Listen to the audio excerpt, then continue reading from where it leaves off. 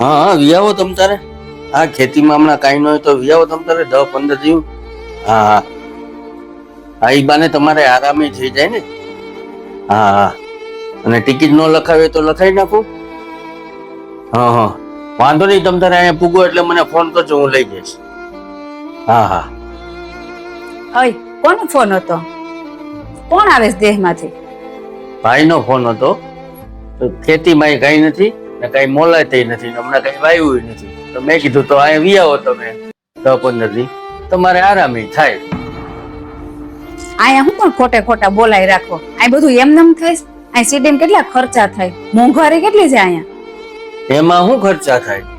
5-15 દી અહીંયા આવે, આપણે બધા ભેગા રહી અને મજા આવે, ખાઈ પીને જલસા કરી. કાંઈ એમને મજા ન આવે. કેટલા ખર્ચા થાય એ ખબર છે તમને?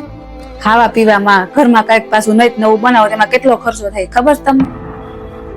એમાં શું ખર્ચા થાય? અહીંયા આવે 5-15 દી રહી અને મજા આવે. ક્યાં જાય આવી તેના ટિકિટ ભાડાના પૈસા જોઈ, એવી બધી ગણતરી ન કરવાની. ભાઈ ને કેવું રાખે છે આપણું એ તને ખબર છે ને. આપણે જે જલસા કરી છે ને એ એની લીધે જ કરી છે. એવું બધું શું વળી ઈ રાખે છે?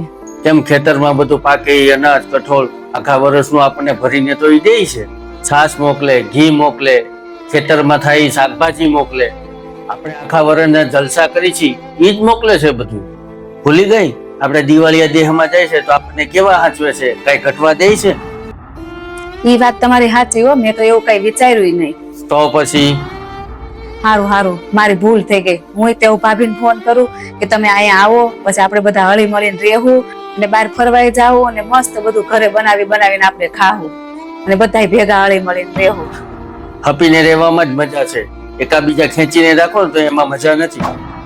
જો મિત્રો તમને આ વાત ગમી હોય તો કોમેન્ટ કરીને અમને જરૂરથી જણાવજો. અને આ વિડીયો તમને પસંદ આવ્યો હોય તો 10 પરિવારને શેર કરજો.